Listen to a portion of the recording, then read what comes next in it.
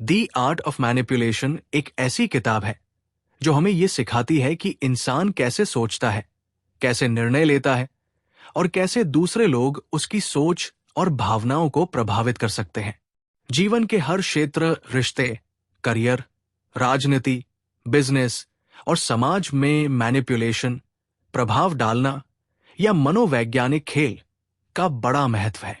ये किताब बताती है कि कैसे लोग दूसरों की भावनाओं, शब्दों और परिस्थितियों का इस्तेमाल करके उन्हें अपनी मर्जी से काम करवाते हैं। इस किताब के लेखक हैं R.B. स्पार्कमैन। आप चाहे तो अपने चैनल पर ऑथर R.B. स्पार्कमैन लिख सकते हैं। स्पार्कमैन एक मनोविज्ञान शोधकर्ता और लेखक है जिन्होंने वर्षों तक ह्यूमन बिहेवियर और पर्सुएजन की दुनिया का अध्ययन किया। उनका मानना है कि मैनिपुलेशन को केवल नकारात्मक रूप से न देखें, बल्कि इसे समझें ताकि आप दूसरों के जाल से बच सकें और जरूरत पड़ने पर अपनी जिंदगी सुधारने के लिए इसका सही इस्तेमाल कर सकें। मनुष्य का मन बेहद जटिल होता है और दी आर्ट ऑफ मैनिपुलेशन हमें यही समझाता है कि लोग कैसे आपके विचारों, भावनाओं और फैसलों को प्रभावित करते हैं। लेखक बताते हैं कि हर व्यक्ति अपने जीवन में कभी न कभी मैनिपुलेशन का शिकार होता है, चाहे वो किसी दोस्त की जिद हो, किसी रिश्तेदार का दबाव हो, किसी सेल्समैन की मार्केटिंग स्ट्रेटेजी हो या किसी बॉस का आदेश। अक्सर लोग बिना जाने ही प्रभावित हो जाते हैं और वो काम करने लगते हैं जो वे असल में करना नहीं चाहते थे। इस किताब का पहला बड़ा सबक है, मैनिपुलेशन को पहचानना सीखो। जब तक आप इसे पहचानेंगे नहीं तब तक इससे बच नहीं पाएंगे। लेखक बताते हैं कि मैनिपुलेटर्स हमेशा आपकी भावनाओं को निशाना बनाते हैं, क्योंकि इंसान तर्क से ज्यादा भावनाओं से प्रभावित होता है। अगर कोई आपके सामने गुस्से में चीखे तो आप तुरंत डर जाएंगे, और वही इंसान अगर मीठे शब्दों में आपकी तारीफ करे तो आप तुरंत उसकी ओर खिंच जाएंगे। यानी हमारा माइंड अक्सर इमोशनल रिएक्शन के आधार पर फैसले लेता है, और यही बात मैनिपुलेटर्स इस्तेमाल करते हैं। किताब कहती है कि मैनिपुलेशन का पहला सीक्रेट है फियर और डिजायर, यानी डर और इच्छा का खेल। उदाहरण के लिए, एक कार बेचने वाला सेल्समैन आपको कहेगा कि अगर आपने ये कार आज नहीं खरीदी तो कल इसका प्राइस बढ़ जाएगा। यहां वह आपके अंदर डर डाल रहा है, और फिर कहेगा ये कार आपके स्टेटस को दूसरों से अलग बना देगी। यहां वो आपकी इच्छा को भड़का रहा है, और नतीजा ये होता है कि आप सोचते हैं कि अभी कार ले लेनी चाहिए। यही इंसान की सबसे बड़ी कमजोरी है, हम अपनी भावनाओं से नियंत्रित होते हैं। किताब में लेखक बताते हैं कि इतिहास में जितने भी बड़े नेता हुए, उन्होंने लोगों को मैनिपुलेट करके ही उन्हें प्रेरित किया। जैसे हिटलर ने डर का इस्तेमाल किया और गांधी जी ने नैतिक शक्ति और आशा का। फर्क सिर्फ इतना है कि किसी ने मैनिपुलेशन का इस्तेमाल नकारात्मक रूप से किया और किसी ने सकारात्मक रूप से। किताब हमें यह सिखाती है कि मैनिपुलेशन को हमेशा बुरा मत मानो, बल्कि इसे एक उपकरण, टूल की तरह समझो। अगर आप इसे सही दिशा में इस्तेमाल करेंगे तो आप दूसरों को प्रेरित कर सकते हैं, उन्हें सही राह दिखा सकते हैं और खुद भी मजबूत बन सकते हैं। लेकिन अगर आप इसे नहीं पहचानेंगे तो आप दूसरों के जाल में फंसते रहेंगे। इसलिए पहले सीक्रेट को समझो। हर इंसान को भावनाओं के जरिए प्रभावित किया जा सकता है, और अगर आप सजग नहीं होंगे तो कोई भी आपको नियंत्रित कर सकता है। दी आर्ट ऑफ मैनिपुलेशन के दूसरे हिस्से में लेखक हमें बताते हैं कि मैनिपुलेटर्स केवल हमारी भावनाओं का ही नहीं, बल्कि हमारी कमजोरियों और आदतों का भी फायदा उठाते हैं। क्योंकि हर इंसान के भीतर कुछ न कुछ कमजोरी जरूर होती है।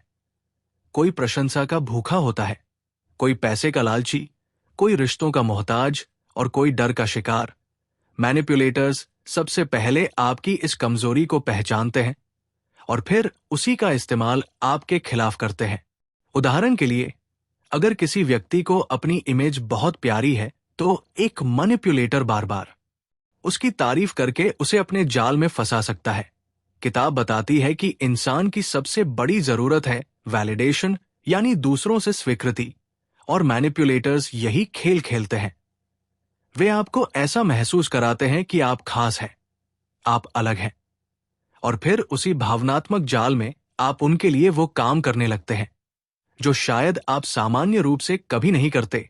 लेखक एक और महत्वपूर्ण बात बताते हैं कि मैनिपुलेशन का दूसरा सीक्रेट है लैंग्वेज और वर्ड्स की शक्ति।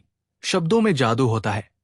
सही शब्द किसी को खुश कर सकते हैं और गलत शब्द किसी को बर्बाद कर सकते हैं।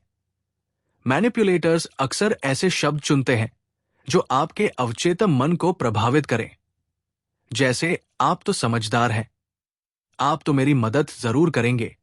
इस तरह के वाक्य आपके मन में जिम्मेदारी डाल देते हैं और आप मना नहीं कर पाते। किताब कहती है कि भाषा के इस खेल को समझना जरूरी है, क्योंकि बहुत बार लोग शब्दों की ताकत से हमें नियंत्रित कर लेते हैं। लेखक उदाहरण देते हैं कि विज्ञापन, एडवर्टाइजिंग दरअसल एक प्रकार की मैनिपुलेशन ही है। जब कोई ब्रांड कहता है जस्ट डू इट या because you are worth it, तो वे आपके अंदर भावनात्मक कनेक्शन बना रहे होते हैं ताकि आप प्रोडक्ट खरीद लें। यानी आपकी जरूरत से ज्यादा आपकी भावनाओं से खेला जा रहा है। किताब यह भी सिखाती है कि मैनिपुलेटर्स अक्सर गिल्ट और ऑब्लिगेशन का इस्तेमाल करते हैं। वे आपको अपराध बोध में डाल देते हैं ताकि आप उनकी बात मान लो। जैसे कोई दोस्त कहे, मैंने तेरे लिए इतना किया और तू मेरे लिए इतना भी नहीं कर सकता। यह सुनकर इंसान मजबूर हो जाता है और बिना चाहे भी उसकी मांग पूरी कर देता है। लेखक कहते हैं कि अगर आप खुद को मैनिपुलेशन से बचाना चाहते हैं तो सबसे पहले अपनी कमजोरियों को पहचानो और स्वीकार करो, क्योंकि जब तक आप खुद नहीं जानते कि आपकी कौन सी आदत या भावना आपका कमजोर बिंदु है, तब तक कोई भी आसानी से उसका इस्तेमाल कर सकता है। दूसरा तरीका है सजग होना। हर बार जब कोई व्यक्ति आपसे कुछ चाहता है तो ये सोचो कि क्या वो आपके हित में है या सिर्फ उसकी जरूरत पूरी करने के लिए आपको इस्तेमाल किया जा रहा है। किताब कहती है कि इंसान को असर्टिव यानी आत्मविश्वासी होना सीखना चाहिए। अगर आप ना कहना सीख जाते हैं तो आधी मैनिपुलेशन वही खत्म हो जाती है, क्योंकि मैनिपुलेटर्स उन्हीं लोगों को चुनते हैं जो कमजोर होते हैं, जो हमेशा हाँ कहते हैं और जो खुद पर विश्वास नहीं रखते। इसलिए लेखक हमें सलाह देते हैं कि अपने भीतर आत्मविश्वास पैदा करो, अपनी कमजोरियों को पहचानो और सजग होकर अपनी जिंदगी जीना सीखो। तभी आप मैनिपुलेशन के इस खेल को समझ पाओगे और उससे बच भी पाओगे।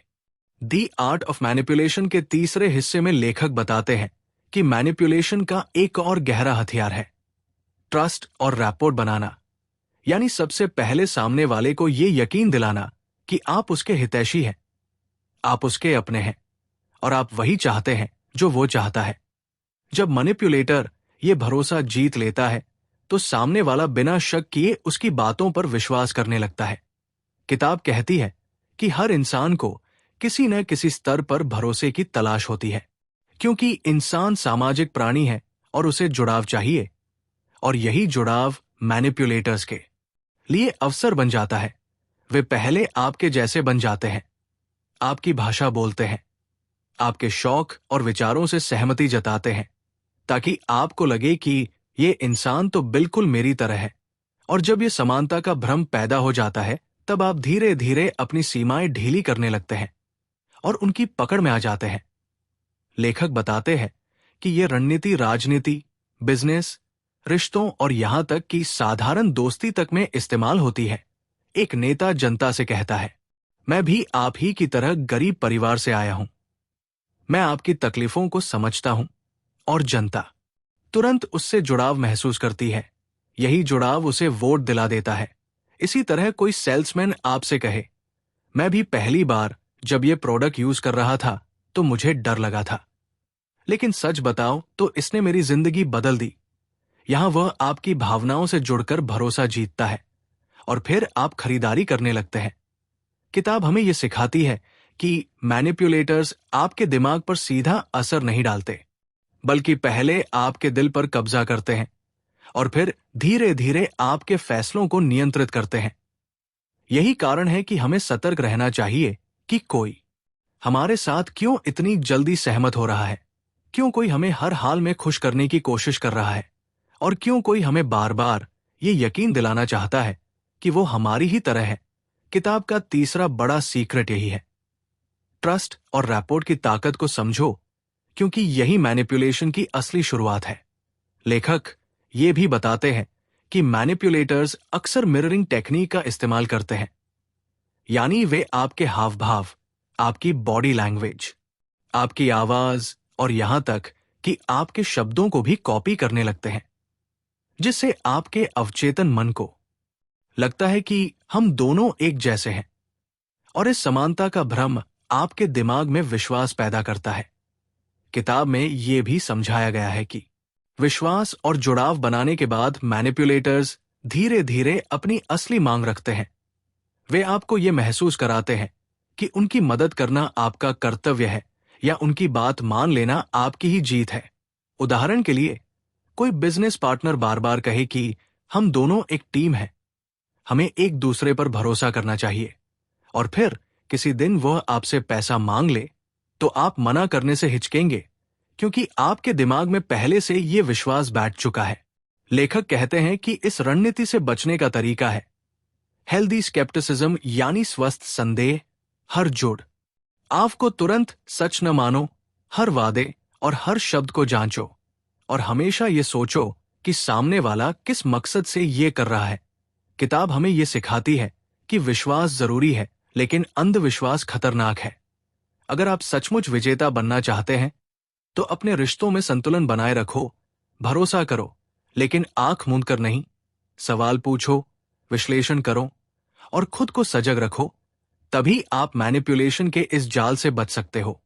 दी आर्ट ऑफ मैनिपुलेशन के चौथे हिस्से में लेखक हमें बताते हैं कि मैनिपुलेटर्स केवल भावनाओं, शब्दों और भरोसे का ही उपयोग नहीं करते, बल्कि वे पावर डायनामिक्स यानी शक्ति संतुलन का खेल भी खेलते हैं।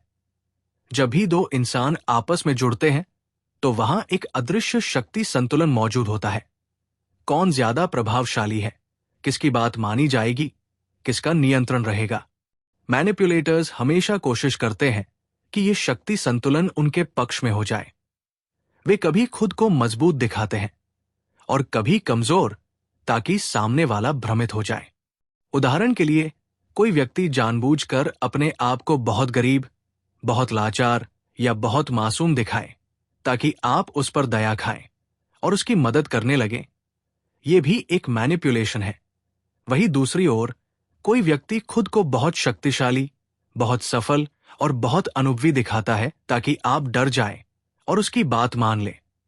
किताब कहती है कि मैनिपुलेशन का चौथा बड़ा सीक्रेट है परसेप्शन मैनेजमेंट, यानी दूसरों की नजरों में अपनी छवि को नियंत्रित करना। इंसान वही देखता और मानता है जो उसकी आंखों के सामने रखा जाता है, और मैनिपुलेटर्स इसी का फायदा उठाते हैं। वे अपनी छवि को इस तरह बनाते हैं कि लोग उन्हें या तो आदर्श मान लें या उनसे डर जाएं। इतिहास के हर बड़े नेता, बिजनेस टाइकून और प्रभावशाली व्यक्ति ने किसी न किसी रूप में अपनी छवि का प्रबंधन किया है। लेखक ये भी बताते हैं कि मैनिपुलेशन से बचने का सबसे बड़ा तरीका है अवेयरनेस और सेल्फ कंट्रोल। जब आप समझ जाते हैं कि सामने वाला आपको किसी भावना या स्थिति में धकेलकर नियंत्रित करना चाहता है, तो आप एक कदम पीछे हटकर स्थिति को तर्क से देख सकते हैं। लेखक हमें सिखाते हैं कि किसी भी स्थिति में जल्दबाजी में प्रतिक्रिया न दें, हमेशा सोचने के लिए समय लें, क्योंकि मैनिपुलेशन तभी सफल होता है जब आप बिना सोचे तुरंत प्रतिक्रिया देते हैं। किताब में एक और गहरा पहलू बताया गया है। मैनिपुलेशन सिर्फ बाहरी दुनिया से नहीं बल्कि हमारे भीतर से भी होता है। कभी कभी हम खुद अपनी सोच, अपनी इच्छाओं और अपनी डर की वजह से खुद को मैनिपुलेट कर लेते हैं। उदाहरण के लिए, जब हम कहते हैं कि मैं ये काम नहीं कर सकता, तो असल में हम खुद को ही मैनिपुलेट कर रहे होते हैं और अपनी क्षमता से कम पर संतोष कर लेते हैं। यानी मैनिपुलेशन से लड़ाई बाहर से ज्यादा अंदर से है, और अगर आपने अपनी सोच पर नियंत्रण पा लिया तो आप कभी भी किसी मैनिपुलेटर के जाल में नहीं फंसेंगे। किताब का अंतिम सबक यही है, खुद को जानो, अपनी सोच पर काबू पाओ और सजग रहो, तभी आप दूसरों के जाल से बच पाओगे और अपनी जिंदगी का असली मालिक बन पाओगे। दी आर्ट ऑफ मैनिपुलेशन हमें यह सिखाती है कि मैनिपुलेशन जीवन का हिस्सा है। ये हर जगह मौजूद है, रिश्तों में, राजनीति में, बिजनेस में और समाज में। फर्क सिर्फ इतना है कि कोई इसका उपयोग सकारात्मक दिशा में करता है और कोई नकारात्मक दिशा में। इस किताब का असली उद्देश्य हमें यह सिखाना है कि कैसे हम मैनिपुलेशन को पहचानें, उससे बचें और जरूरत पड़ने पर उसका सही उपयोग करें। अगर हम सजग हैं, अपनी भावनाओं और कमजोरियों को जानते हैं और खुद पर नियंत्रण रखते हैं, तो कोई भी हमें अपने जाल में फंसा नहीं सकता। इस किताब का सबसे बड़ा संदेश यही है, दूसरों को समझने से पहले खुद को समझो, क्योंकि जब आप अपनी सोच और भावनाओं पर काबू पा लेंगे, तो दुनिया की कोई शक्ति आपको मैनिपुलेट नहीं कर पाएगी।